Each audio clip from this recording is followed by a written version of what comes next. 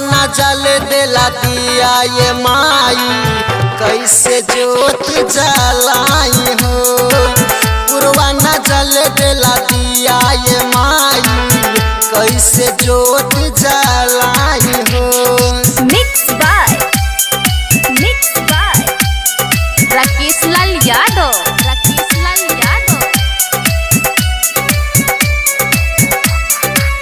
पुरवा न जल देला दिया ये माई, दिया ये माई, कैसे जोत जलाई।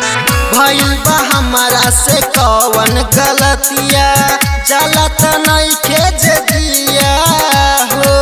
सोची सोची के इहे बतिया ये मैया, धड़केला हमरो छतिया हो, धड़केला हमरो छतिया हो।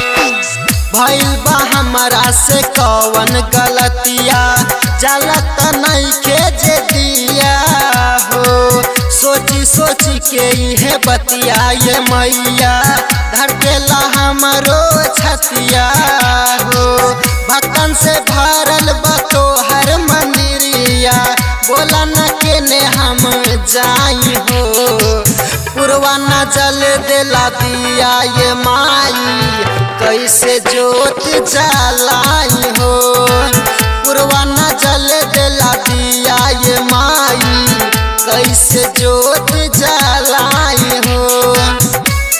Rakesh digital recording studio Banarasi वसा मुंगेर।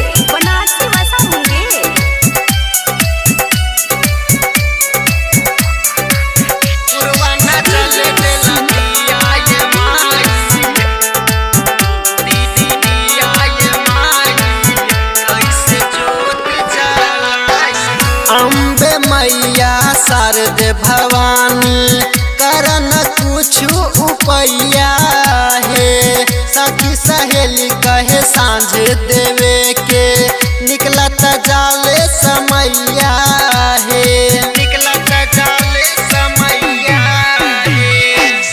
अम्बे मैया शारदे भवानी, करन कुछ उपैया है। सखी सहेली कहे सांझ देवे के, निकलत जाले समैया है। राइटर प्रिंस पंकज कहेले, कैसे तोह के मानाई हो। पुरवा न जल देला दिया ये माई, कैसे जोत जलाई हो। पुरवा न जल देला दिया ये माई, कैसे जोत जलाई हो। Rakesh digital recording studio Banarasi वसा मुंगेर।